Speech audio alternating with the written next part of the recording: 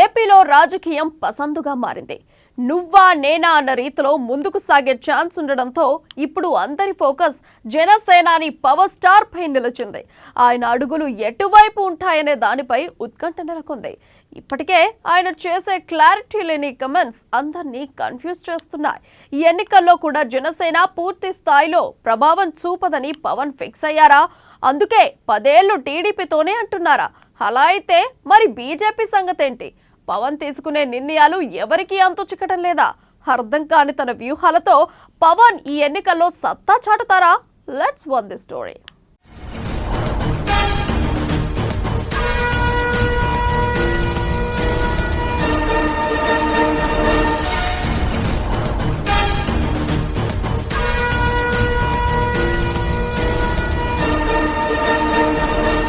పవన్ నిర్ణయాలపై అయోమయంలో కేడర్, పొత్తు లేకుండా గెలవలేనని బహిరంగ ప్రసంగాలు. ఓసారి టీడీపీ బీజేపీ టీడీపీతో పొత్తు పెట్టుకున్న పవన్, ప్రజల్ని ఆకట్టుకోలేకపోతున్న పవన్ విధానాలు, నిలకడలేమితనంతో జనసేనాని, చెప్పింది ఒకటి చేసేది మరొకటి.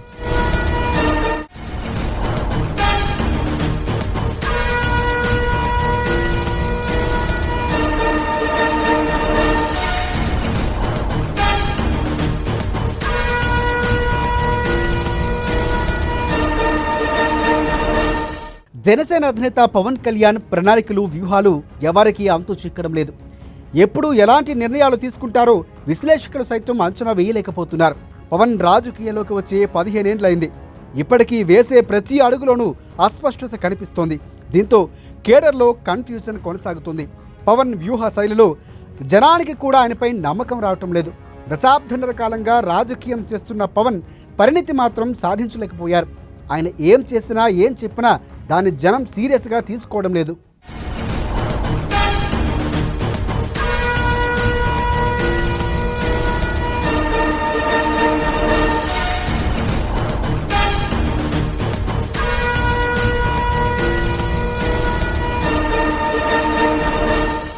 రెండు 2024 ఎన్నికలు పవన్ కళ్యాణ్ ఎదుర్కోబోయే 4వ ఎన్నికలు. ఇన్నేళ్ళైనా జనసేన వ్యూహాలు పదును లేదని కొందరు, అసలు వ్యూహమే లేదని మరికొందరు ఎత్తి చూపిస్తున్నారు. ఏపీలో టీడీపీతో పొత్తులో ఉన్న జనసేన తెలంగాణలో మాత్రం ఆ పొత్తు కొనసాగించట్లేదు. పైగా ఏపీలో టీడీపీతో పొత్తు 10 ఏళ్లు ఉండాలని పవన్ ఆకాంక్షిస్తున్నారు. ఇదే టీడీపీ మొన్న తెలంగాణ ఎన్నికల్లో కనీసం జనసేన అభ్యర్థులకు ఓటు వేయమని కూడా చెప్పలేదు. ఇదేం పొత్తు, ఇదేం రకమైన పొత్తు అనే ప్రశ్నలు కూడా పవన్ దగ్గర జవాబు లేదు. పోనీ బీజేపీతో పొత్తన్న నిలకడగా ఉందంటే అది కూడా లేదు.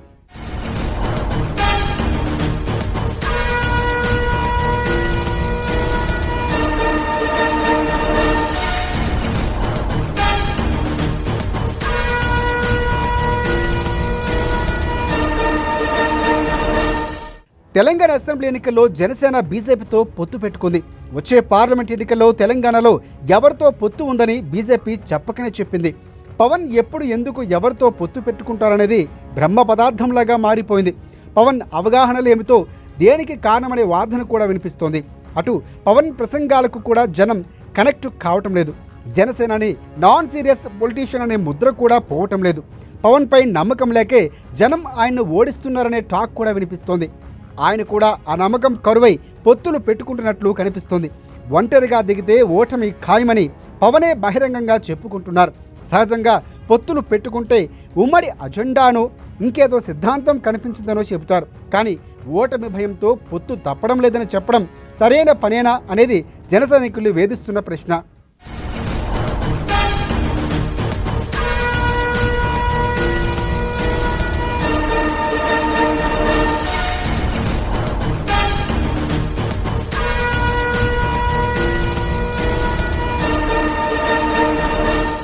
పవన్ రాజకీయ విమర్శలు కూడా చాలా నిర్మాణాత్మకంగా ఉండటం లేదు. తిట్టాల్సిందే అని ముందే ఫిక్స్ అయి తిడుతున్నట్లుగా ఉండడంతో కూడా తేడా కొడుతుంది.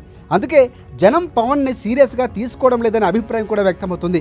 ఏళ్లు గడుస్తూ ఉన్న ఆయన క్షేత్రస్థాయిలో పార్టీ నిర్మాణంపై కూడా సీరియస్గా ఫోకస్ పెట్టడం లేదనే విమర్శలు వస్తున్నాయి. బూత్ స్థాయిలో కమిటీలు లేకుండా ఓట్ల శాతం పెరగడం, పార్టీ జనంలోకి వెళ్ళడం ఎలా సాధ్యమవుతుందనేది మరో ప్రశ్న. ఇలా మౌలికమైన రాజకీయ అంశాలకు దూరంగా పవన్ రాజకీయం కొనసాగుతుంది. పవన్ ఎప్పుడేం చెబుతారో జన సైనికులకే గుర్తుండడం లేదు. ఇక ప్రజలకు ఎలా మనసుకు ఎక్కుతుందనేది అసలు ప్రశ్న. రాజకీయ నేతలకు సొంత వ్యూహం ఉండాలి. ఏమైనా పొరపాట్లు జరిగితే ఇతర పార్టీ నేతల్ని చూసైనా నేర్చుకోవాలి. కానీ పవన్ ఎక్కడా కూడా పద్ధతి మార్చుకోవడం లేదు. ఎప్పటికప్పుడు ప్రజలకు అంతు చిక్కకుండా ప్రవర్తిస్తున్నారాయన.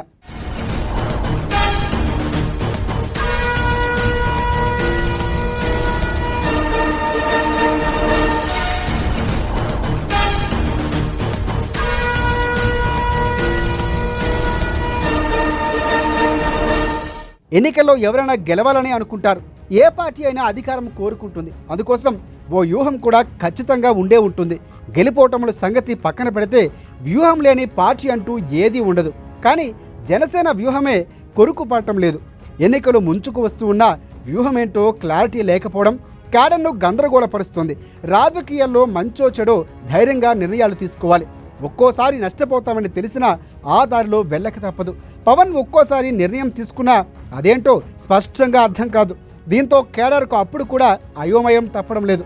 కేడర్కు కన్ఫ్యూజన్ లేకుండా చేయాల్సిన అధినేతే స్వయంగా గందరగోళంలో ఉండటం కూడా వింతగానే అనిపిస్తుంది.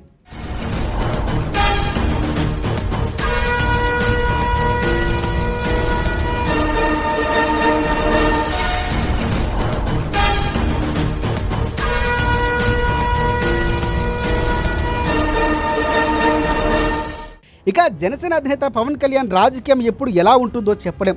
2019 ఎన్నికల ముందు వరకు తెలుగుదేశం పార్టీతో కలిసి పనిచేసిన పవన్ కళ్యాణ్ ఒక్కసారిగా ఆ పార్టీకి కటీఫ్ చెప్పేశారు. టీడీపీపై తీవ్ర ఆరోపణలు చేసి ఆ పార్టీ నుంచి బయటికి వచ్చేశారు. ఆ తర్వాత వైసీపీ అధికారంలోకి వచ్చాక బీజేపీతో కలిసి పనిచేయడం ప్రారంభించారు. అయితే కొంతకాలంగా ఆయన బీజేపీతో దూరంగా ఉంటున్నారు. కానీ ఇప్పుడు మళ్ళీ తెలంగాణ అసెంబ్లీ ఎన్నికల్లో బీజేపీ పొలిటికల్ పార్టీ అంటే రెగ్యులర్ యాక్టివిటీ ఉండాలి. కేవలం అధినేతే కాదు, కార్యకర్త స్థాయి నుంచి సీనియర్ల దాకా అందరూ పనిచేయాలి. కానీ జనసేనలో పవన్ మినహా చెప్పుకోదగ్గ నేత లేకపోవడం, కనీసం సమిష్టి కృషి చేయడానికి కూడా కమిటీలు లేకపోవడం పెద్ద మైనస్గా మారింది. ఇలా ఓ రాజకీయ పార్టీ నిర్మాణం ఎలా ఉండాలో జనసేనలో అలా జరగలేదు. ఇలా ఓవైపు పార్టీ నిర్మాణంపై అసంతృప్తిగా ఉన్న జన సైనికులకు పవన్ వ్యవహార శైలి మరింత చిక్కుముడిగా మారుతోంది. తమ అధినేత ఏం చెప్తున్నాడో ఏం చేస్తున్నాడో తమకే స్పష్టత లేకపోతే ఇక ప్రజలకు ఏం చెప్పాలని వారు ప్రశ్నిస్తున్నారు.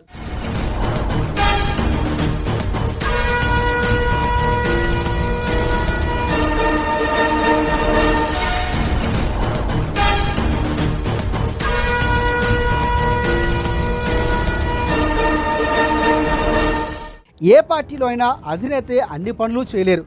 సమర్థులైన నేతల్ని కూడా ఎంపిక చేయడం, వారికి కీలక బాధ్యతలు అప్పగించడం, పనితీరుపై వ్యూహాలు చేయడం, ఇక రివ్యూ చేస్తూ ప్రోగ్రాం ఆధారంగా పదవులు పంపకం చేయడం లాంటివి పనులు చేసుకుంటూ పోవాలి.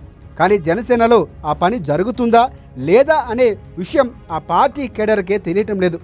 పవన్ ప్రభావం కూడా ఓ స్థాయికి మించి పెరగట్లేదు. ఇంకా ప్రభావం పెంచుకోవడానికి ఏం చేయాలో పవన్ కూడా నిర్దిష్టంగా ఆలోచించడం లేదు. నాయకుడు ఎప్పుడూ వ్యూహం ప్రకారం పనిచేయాలి. కానీ అసలు వ్యూహమే లేకుండా పనిచేయడమే పవన్కు సమస్యగా మారుతోంది. టీడీపీ జనసేన పొత్తు విషయంలో కమ్మ కాపు ఈక్వేషన్స్పై చర్చ జరుగుతోంది. తెలంగాణలో కమ్మవర్గం జనసేనకు సపోర్ట్ చేయనప్పుడు ఏపీలో టీడీపీకి తామెందుకు సపోర్ట్ చేయాలని కాపు వర్గంలో చర్చ జరుగుతున్న పరిస్థితి. ఇలాంటి సమస్యల్ని పవన్ అధిగమించాల్సి ఉంది.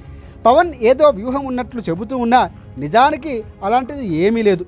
ఒక పని చేస్తే ఎందుకు చేశాం, చేయకపోతే ఎందుకు చేయలేదో ఖచ్చితంగా ప్రజలకు చెప్పగలగాలి. కానీ ఆ విషయంలో పవన్ విఫలమవుతున్నారనే వాదన కూడా ఉంది.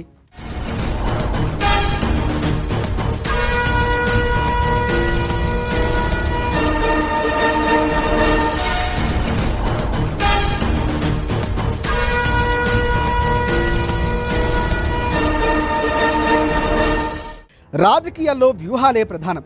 అప్పటికప్పుడు వ్యూహాలు కూడా మార్చాల్సి ఉంటుంది. అలాంటిది అసలు వ్యూహమే లేకుండా రాజకీయం చేయడం చాలా ప్రమాదకరం. పవన్ స్పీచ్ల్లో జనం తనకు ఓటు వేయలేదనే ఫిర్యాదే తప్ప ఎందుకు ఓటు వేయలేదని ఆత్మ పరిశీలన చేసుకున్న సందర్భాలు కూడా కనిపించడం లేదు. ఈ ఆత్మ పరిశీలన లేకుండా రాజకీయ ఎదుగుదల అసాధ్యం. రాజకీయాల్లో ఆత్మహత్యలే కానీ హత్యలు ఉండవు. ఏ పార్టీ బాగుపడ్డా బలహీనపడ్డా అది పార్టీ మీదే ఆధారపడి ఉంటుంది. మరో పార్టీ ప్రభావం పెద్దగా ఉండదు. ఇప్పుడు జనసేన ప్రస్తుత స్థితికి కూడా ఆ పార్టీ నడవడికే కారణం. పార్టీ పెట్టిన తొలి నెలలో ఎలాంటి విమర్శలు వచ్చాయో ఇప్పటికీ అవే విమర్శలు కంటిన్యూ అవుతున్నాయి. కొన్నాళ్ల క్రితం జనసేన గ్రాఫ్ క్రమంగా పెరుగుతున్న సూచనలు ఉండేవి. కానీ ఆ గ్రాఫ్ కొంతవరకు పెరిగే అక్కడి వరకే ఆగిపోయింది. పార్టీ బలోపేతం కోసం ఆయన అసలు ఆలోచించడం లేదని కూడా చెప్పలేం. అప్పుడప్పుడు కార్యాచరణ ప్రకటిస్తారు, కానీ చెప్పిన మాటపై నిలబడరు. ఇక్కడే నాన్ సీరియస్ పొలిటీషియన్ అని కూడా మాటొస్తుంది పవన్కి. క్యాడర్ కూడా నీరసపడిపోతుంది. రాజకీయం హడావిడిగా చేసేది కాదు, ఇలా వస్తే అలా అయిపోయేది కూడా కాదు. ఓ సమగ్ర వ్యూహంతో దీర్ఘకాలిక కార్యాచరణతో చేయాలి. పవన్ కళ్యాణ్ యుద్ధానికి వ్యూహమే కరువైంది.